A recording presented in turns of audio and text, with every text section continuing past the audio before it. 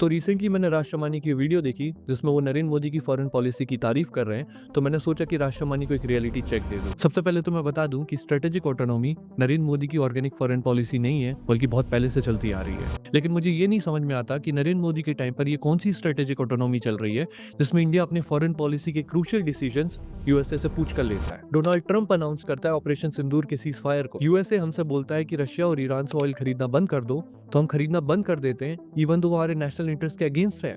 बाद में जब यूएसए कहता है कि हम आपको कुछ दिनों की परमिशन दे रहे हैं खरीदने की, तो हम खरीदना शुरू कर देते हैं। यूएसए हमें फोर्स करता है एक ऐसी ट्रेड डील साइन करने के लिए जिसमें यूएसए का फायदा है, और हम उस डील को साइन कर लेते हैं और अपना एग्रीकल्चर सेक्टर ओपन कर देते हैं, जिसे हम कई सालों से अपोज करते आए हैं। चलो मान लिया कि इंडियन गवर्नमेंट वेस्ट एशिया में चल रहे क्राइसिस पर एक न्यूट्रल स्टैंड लेना चाहती है, लेकिन ये किस तरीके की न्यूट्रलिटी है जिसमें वॉर शुरू होने के 48 आवर्स पहले इंडिया के प्राइम मिनिस्टर इजराइल जाते हैं और बोलकर आते हैं कि India is with Israel. India ने इजराइल और यूएस के ईरान की सॉवरेनिटी पर यूनिलैटरल अटैक को कंडेम तक नहीं किया।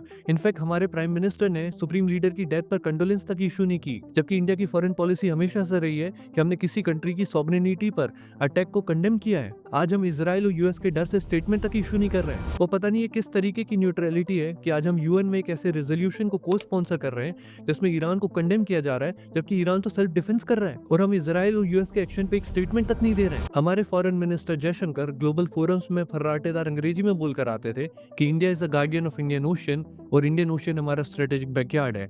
लेकिन जब यूएस ने हमारे ही स्ट्रेटेजिक बैकयार्ड में हमारे यहाँ एक मिलिट्री एक्सरसाइज में आई हुई ईरान की एक नॉन कॉम्बैट शिप को सिंक कर दिया, तो हमारे मुंह से एक आवाज तक नहीं निकली। आज वेस्ट एशिया में चल रहे क्राइसिस ने इंडिया की एनर्जी सिक्योरिटी को थ्रेटन कर दिया है।